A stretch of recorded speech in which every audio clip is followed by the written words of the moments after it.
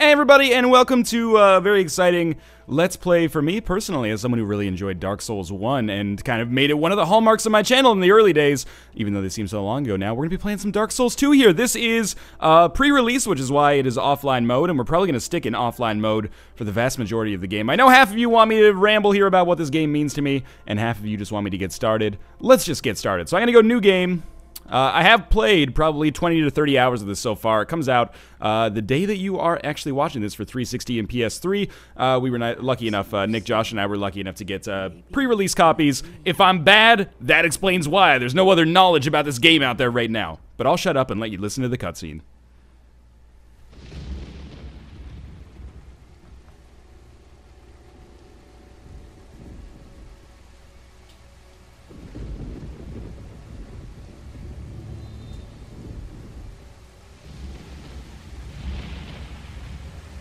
A place where souls may mend your ailing mind.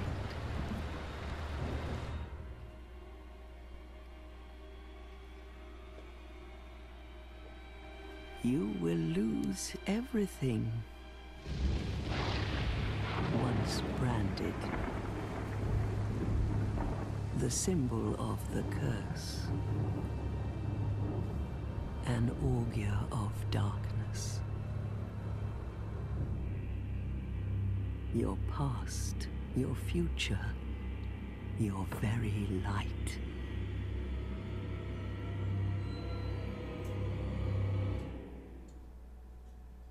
None will have meaning, and you won't even care. By then, you'll be something other than human. A thing that feeds on souls, a hollow.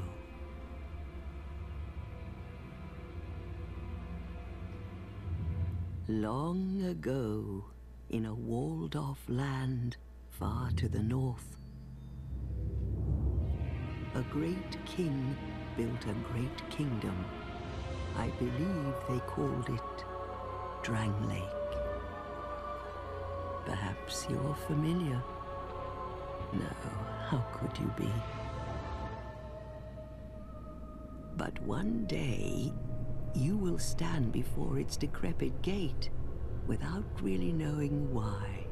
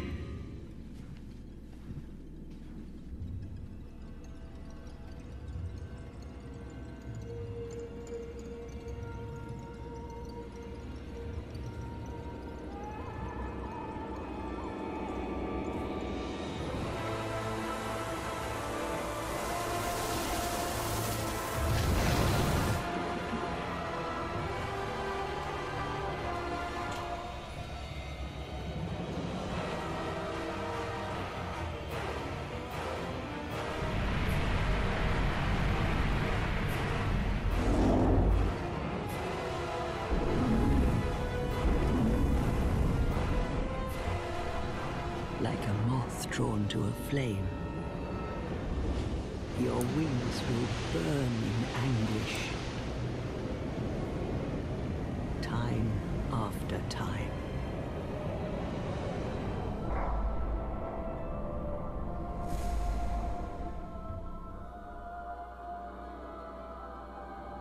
For that is your fate, the fate of the cursed.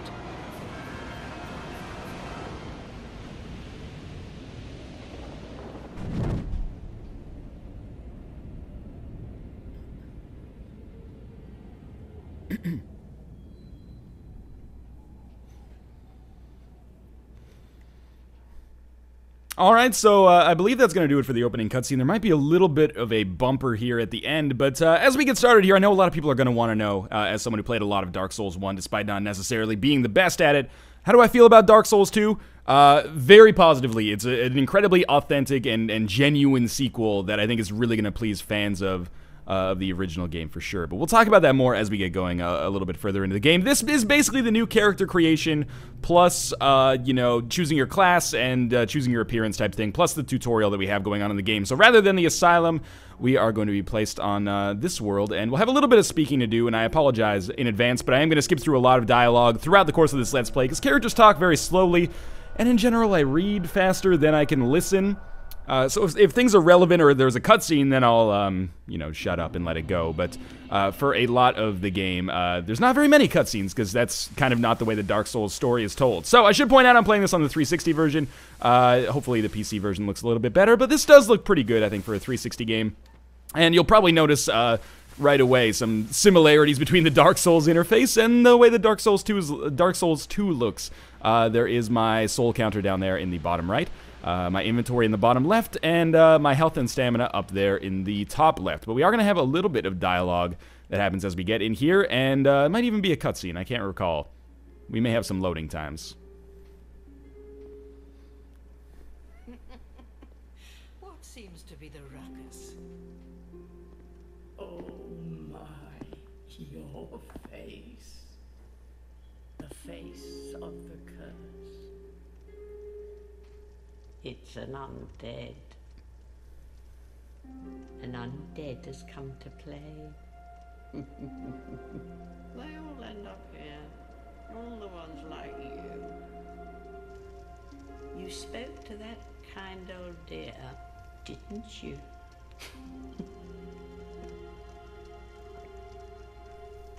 You're finished. You'll go hollow. Yes, you'll become one of them.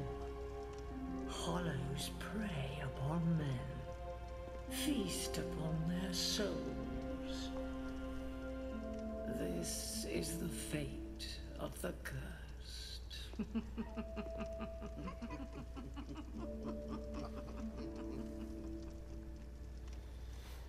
What is your name? So they've really integrated it nicely. Instead of just creating your character right at the very start, you get to recall your name and type it in here as you get a little bit further. I'm going to name our character Thornforge, and that is a callback to my earlier Dark Souls series. And you would not believe the number of comments I get that say, well, if it's Thornforge, there should technically be an E on the end. It's a name that I made up. You ding-dongs, don't worry about it too much. We'll go to the OK button. Thornforge, are you sure of your name? Do you see that? I am sure of my name.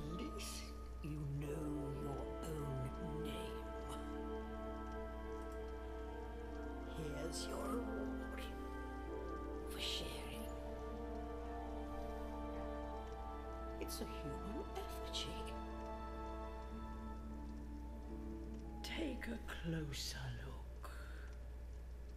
Who do you think it's supposed to be?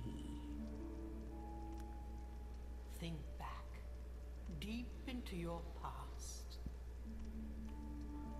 Yes, it's an effigy of you.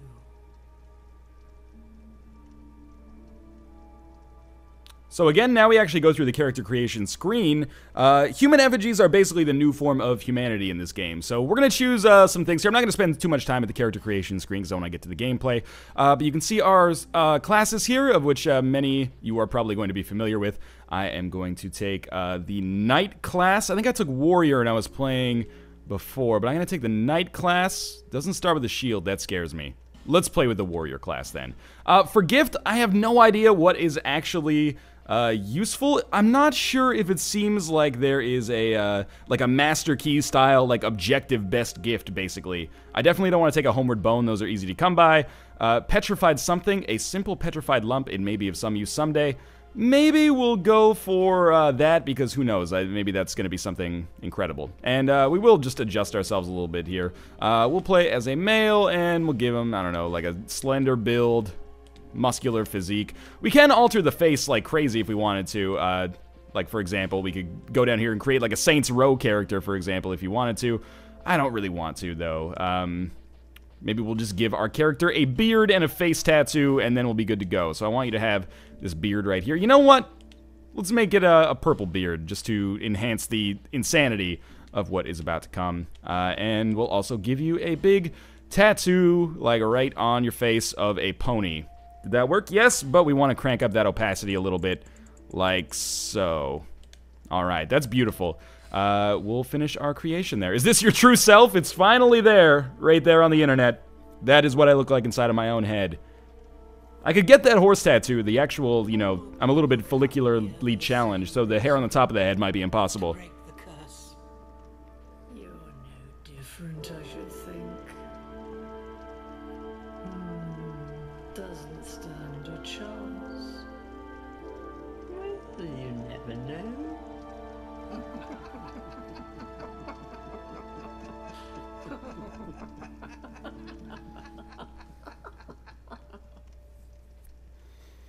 Go through the door and trot along to the kingdom.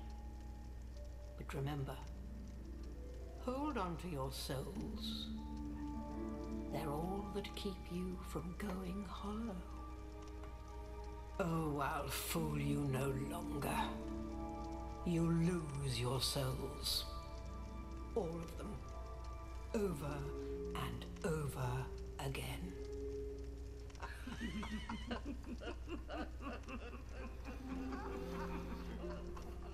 So I guess these ladies are basically the game designers.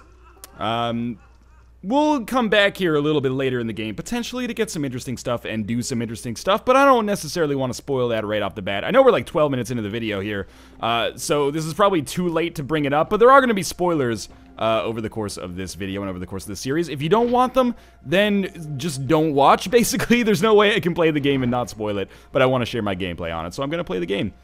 So we got some human effigies, which we can use as humanity. I'll talk a little bit more about humanity as we get further along, but as of right now, I actually am human. I guess you start the game as human. Once they give you that human effigy, you just kind of crunch it. And we have found our first bonfire as well, so bonfires are a little bit different in Dark Souls 2 versus Dark Souls 1. We will have the ability to fast travel basically right away, and you don't level up at bonfires. And you can burn stuff there if you want to. But first things first, we're just going to get through the tutorial, and hopefully by the end of this episode, we'll be able to get ourselves into the hub world and start the path towards our next portion of the game. Like our first big area of the game, Aron Deadburg, if you will. First things first, though, we have some tutorial levels to go through here, and I really like the way the game kind of sets up the tutorials in these kind of separate-ish gauntlets, so we're going to learn some stuff here. RB is attack with your right weapon, so we'll wait for this guy to come to us, and the controls are basically exactly the same as in Dark Souls 1, but I did die a couple of times on this tutorial to some of the more difficult stuff that comes a little bit later. So we can run as well, and there actually is a dedicated jump button in the game, which is a nice change of pace, and it also opens up the ability for Dark Souls 2 to be a little bit more platformery. Not that there's a lot of platforming puzzles that actually end up taking place. You can see big hippo monster down there. Don't want to mess with him right now. This is just teaching us how to backstab. Backstabs have been replaced with like critical hits that for each weapon has their, or each weapon type has its own unique animation. So that's just telling you that. Yeah, there's not a whole lot of jumping puzzles, but there is a little bit more creativity with the platforming than was possible in Dark Souls 1, just due to the new kind of platforming setup. Dagger. So we can equip this dagger if we want to on the equipment screen right here. Sure, why not? Because it will allow us to attack a little bit faster. It's better than a broken straight sword, I think. So we'll just shield up and take this guy out. And the tutorial's a little bit longer than it was in Dark Souls 1. But rest assured, this game is still exceptionally difficult. So you don't need to worry about From Software having like casualized the game, for example. Backstabs, by the way, are a little bit tougher to execute, I think, in Dark Souls 2 versus Dark Souls 1. The old strategy of just kind of like shielding and then circling around and stabbing them right through the heart with a backstab doesn't work as well as it used to, I think at least. But I've only executed maybe like 4 or 5 backstabs on purpose throughout the game. We're kind of doubling that number pretty quickly here, though. Let's go to town on this guy, and this will be the end of tutorial section 1. I don't know if we get any more items over... Oh, we're going to get something over there. We did pick up a Soul of a Lost Undead, too, by the way. And a Life Gem. Life Gems are what we can use for healing until we get Estus Flasks. But rest assured, Estus Flasks have not gone anywhere. We will still be able to get some, although less of them. What do you have to say? Move camera. So this will allow us to see where we're supposed to drop down. Little scary from a platforming standpoint here. It's... you know, there's a lot of this in Dark Souls 2. For better or for worse. What do we get here? Soul of a Nameless Soldier. We'll maybe be able to use that to level up a few times. We can light these torches with the torch of our own. Torches are a major element of Dark Souls 2, but one that I haven't used all that much of because I cranked the brightness up on the game to make sure that it records well. So torches have middling, or differential impacts, I should say. Let's go to phase 2 of the tutorial here.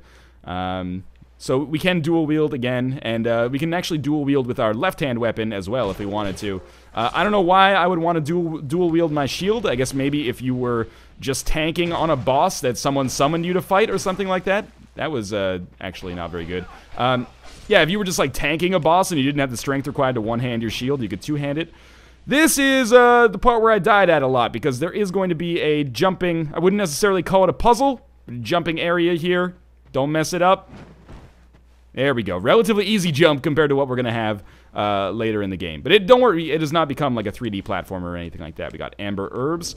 I actually can't remember what Amber Herbs do, so let's take a quick look. Slightly restores spell uses. I will probably cast 0 magic, so I doubt that will actually come in handy. Really nice to have a dedicated jump button as opposed to just tapping B as you're running.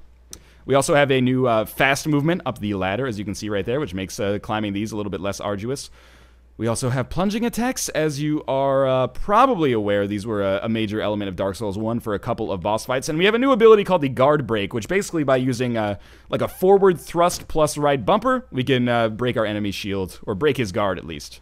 His or her guard, or its guard. I think that plunging attacks are actually kind of terrible in Dark Souls 2. Obviously that one, I just executed really poorly. But I very rarely found a good opportunity to use plunging attacks in this game.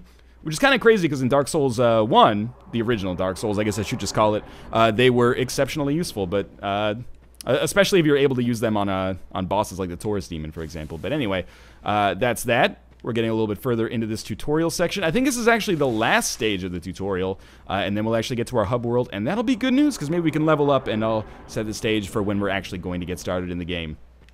So, there are some environmental puzzles, basically. Very kind of superficial environmental puzzles that we'll come across, like the ability to chop down some of these trees, for example. I've never found my progress kind of gated by this stuff, but it's neat that it's in the game, and it does allow you to get some extra items, even if you're not paying super close attention. I took a lot of fall damage there, quite obviously. I'm a little scared. Let's try not to die. I'll probably have to use a life gem here. If you get staggered, you are actually in for a world of hurt, basically. There's an archer up here. Yeah, there we go. Life gems cause your health to go up slowly, but once they're gone, they're gone. Again, rest assured. Estus is a renewable resource, and we will get it a little bit later. I just got an arrow smack dab right in the sphincter muscle. That is not good for business. Pooping is the real metagame of Dark Souls. So this is going to really hamper me as I move forward a little bit here.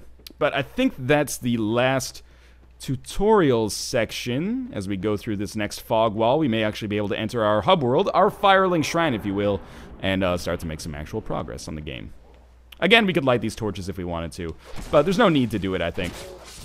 Enemies, like these enemies are basically the same level as the hollows that you would find in the Undead Asylum for the first time.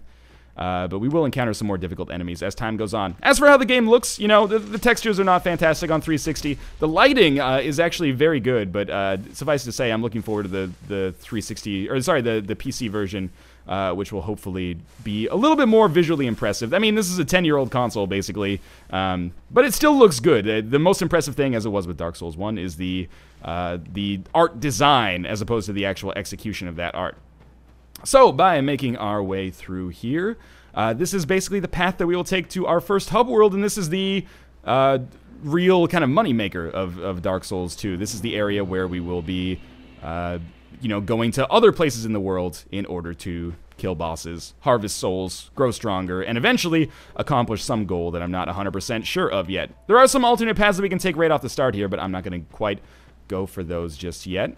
What I will do is just come down here and rest on this bonfire, and as you can see, compared to Firelink Shrine, this is a pretty sprawling area, which is nice. There's a blacksmith that we can't really use right now. There's a merchant, and there is also the ability to level up here, but I don't actually know if our level up NPC is here. Oh, she is. Okay. So this is the Green Empress, I believe is her name. I'll let her talk. The next monarch,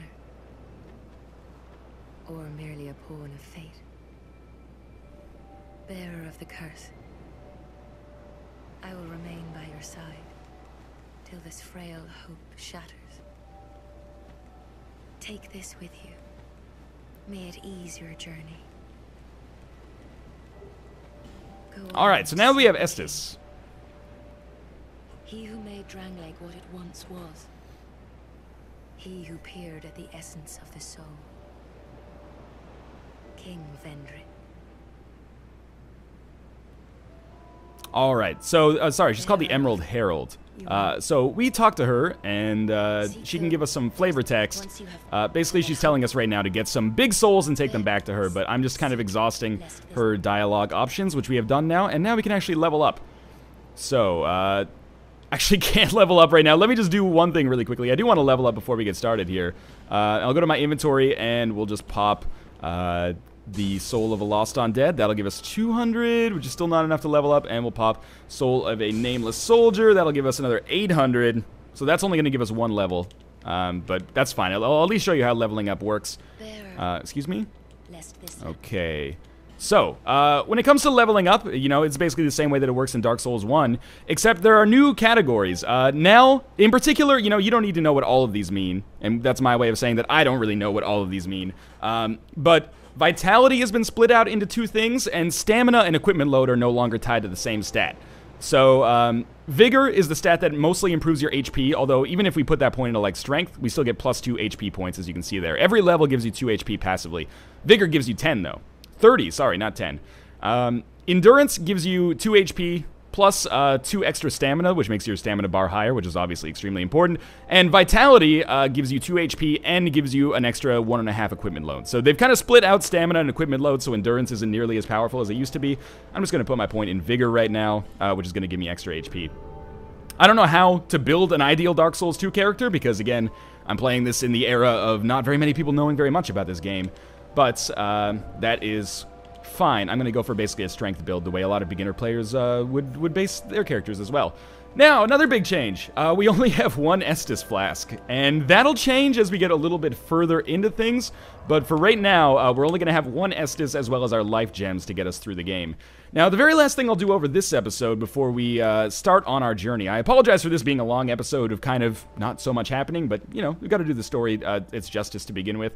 You can see how many deaths I've had with this character on this screen right here. I'm not sure why it says worldwide, like 0 deaths worldwide. I don't think this tracks other people's deaths, unless maybe once the online mode and the servers are actually online, that's exactly what it does. But for right now, it'll just, because since I'm in online mode, it'll just track my deaths. This is our new Crestfallen Warrior. You have that distinct scent, the smell of irreversible fate. This is Majula. It is a kind of settlement. A place where life is almost normal. And in Drangleic these days, there are very few places like that. Alright, so again, I apologize for rushing through a lot of this dialogue. If you want to experience the sanctity of Dark Souls 2 for yourself in its purest form, I would recommend you play it yourself, because I'm going to skip by some of the dialogue here. He will actually give me the option to join a covenant right off the bat, which is basically meaningless because I am not playing in the online mode, and I don't know if the covenants actually have benefits that will benefit you if you're offline, but we can join his covenant anyway, so you can see I'll get a new symbol in the top left of the screen. And we also get a ring, which I don't think really benefits us much at all, but I can at least check it out on our equipment screen. And maybe once the online actually matters, this will be important. But for right now, you can see that your covenant sign shows up in the top left. That is not an indicator of active humanity. So, again, I apologize for a slow start, but we're going to get to killing enemies and bosses as soon as the next episode. Again, as this is a new series. I hope you enjoyed the episode, and if you did, please make sure to show your support in the form of a like. If you enjoyed the video, it helps out a great deal. Your support means the world to me. And, of course, subscribe if you want to see more Dark Souls 2. There will be, you know, at least one Dark Souls 2 video a day coming out from me for the near future, and I hope you're okay with that. As always, I hope you enjoyed the video. Thanks again in advance for any of your support, and we're going to get down to business in the next episode, so I hope to see you tomorrow.